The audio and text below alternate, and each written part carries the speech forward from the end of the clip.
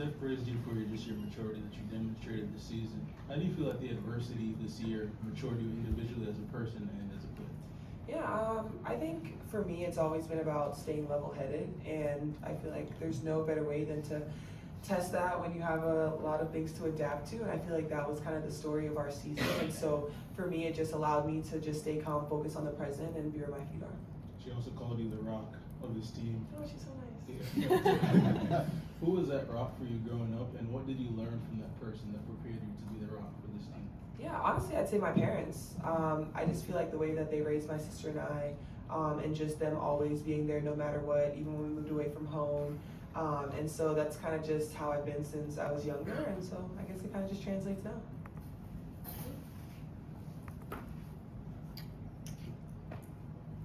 The phrase "we over me," where'd that come from, and how did it evolve during the course of the season? I guess as you lived it. Yeah, that was our motto since our first team meeting before the season started. That was what Steph and the entire staff had for us. They said that this season is going to be "we over me," and I feel like that's really, I mean, it translated well with everything that happened. It was about continuing to give more of yourself for the betterment of the team and doing exactly what you have to do to help us with our success, and that's really just kind of been what we've been living all season. I can take it. Can you hand it to me? You had talked in past seasons about the adjustments to point guards and getting off of social media at times for your own mental things like that. This year, it didn't feel like those parts came up as much. How much stronger do you feel like you were mentally for this full season compared to your first 2 years? Definitely a lot stronger, but it still was something that I did, like getting off social media, not really looking at a lot of things, because no matter what, people always have their opinions. And so for me, I felt like I started off the season super strong, playing some of my best basketball. And so being off social media and not being able to see what people are saying really helped me. And honestly, I just kind of stayed on TikTok, and that was pretty much it. How much did the team that you had and the internal support that you guys have all talked about all season help with that part of it? Oh, everyone was such a big piece. I really enjoyed coming in here, playing basketball, being on the court, being off the court, with the Fever girls. It was just a whole different vibe. We were just so happy, and so no matter what was happening on that court, like I even think back to it, like even sometimes some games where we came in after and it was a tough loss for us, like the coaches, their approach, they were happy, they were still good, they were communicating, and I think that's what stood out for me, because it wasn't like, oh my gosh, well, one, I know I'm still gonna get blasted on film, but it's like their approach was way different, and they weren't just like crapping on you, but it really was just about showing you exactly where we can continue to learn and grow. Hey, Avery. So I guess you didn't see Coach Staley's tweets about you? Oh, I did. What can you say about that? Coach Staley is my girl. I just think her presence for me during my first 3 seasons have been honestly amazing. Like I reach out, she reaches out to me, and we talk a lot about basketball and stuff. She just does a great job of kind of just reminding me who I am and my capabilities. And so I think it's amazing. And if there's anyone listening, go Gamecocks. Coach Staley, she's the best. Aliyah, your role evolved as the season went on and the lineup continually changed. It felt like, though, that we saw the most of your game perhaps this season that we saw during your time here. Did you feel like you got a chance to show even a little bit more of your abilities and what you could contribute? I definitely did. I think being able to play in the trail a lot more, playing in that high post, obviously back to the baskets has been my bread and butter, but being able to make the right passes from the top, finding my guards, them knocking down the shots, I think it definitely expanded, being able to show me being able to expand my game. Aliyah, this offseason, you're back on Unrivaled, saw news about your broadcasting, kind of what else do you have planned, and for Unrivaled and broadcasting specifically, I guess on the court, what are you hoping to get out of Unrivaled again? Broadcasting, what excites you about being back and behind the camera? I love talking about basketball, so I'll start with the broadcasting part. I'm just super excited.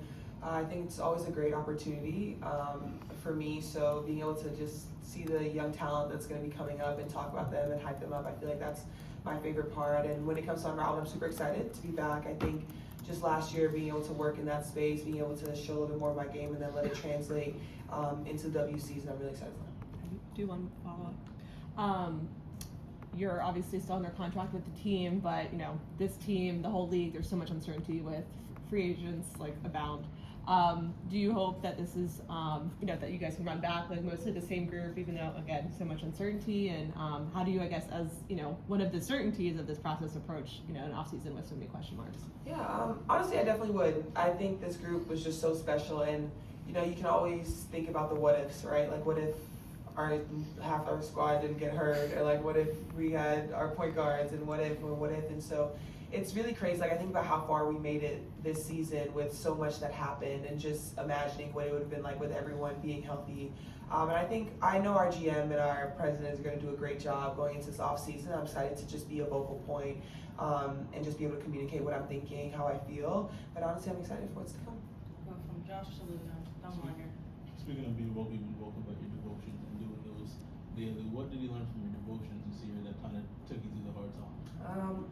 That's a good question. I think there's just been so many, but I feel like the thing I learned the most was really that no matter what, God has your situation in hand.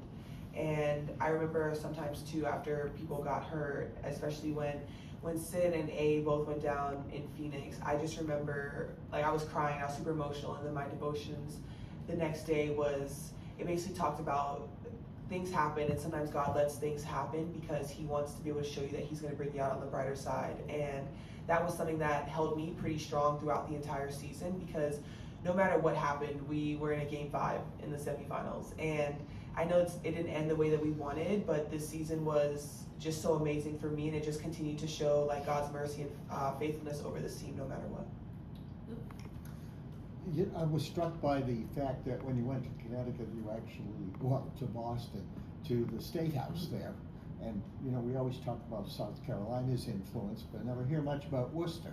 So I don't know how you got there in the first place. That's where I'm from. So what was that like for that appearance with the State House and being honored there by the government there? Yeah, it was honestly super special because obviously I moved to Worcester when I was 12, and so living in Worcester, being in Boston, basically raised me. Like, my aunt raised my sister and I from the time I was 12 until I went to South Carolina. And so Boston and Worcester has always been a super important part of me growing up. My first AU team, I played out there, and so it's just been a crucial piece for me.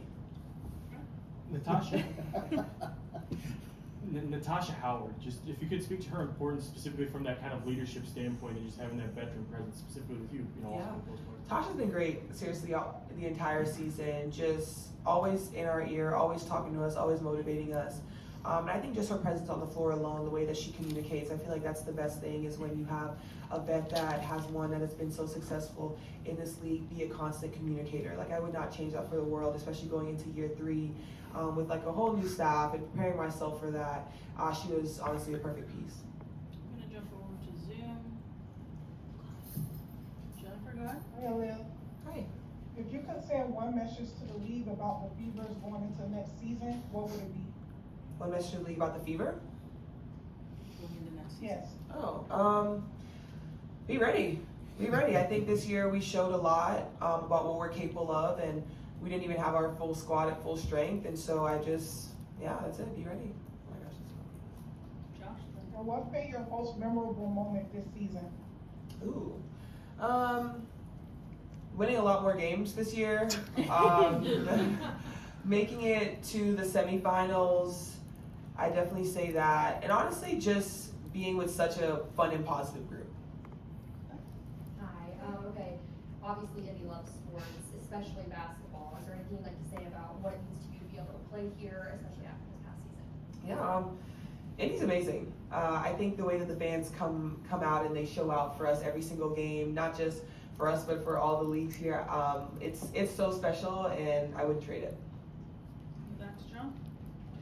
Maybe I know after Tuesday night's game, you said thoughts for next season start tomorrow or yesterday. One thing we heard Steph talk about over the course of the year was already the evolution in your career from kind of back to the basket, pick and roll game, this year facilitating, being the hub. And she's mentioned she hopes the next step for you maybe would be outside shooting. So what are your thoughts on that and how you continue to grow your game for next year? I 100% agree. I think that's going to be a big key piece for me coming into next year, being able to knock down that shot outside consistently, but also I think for me working a lot more in that mid-post area and making teams have to guard out there and not just having to worry about back to the basket.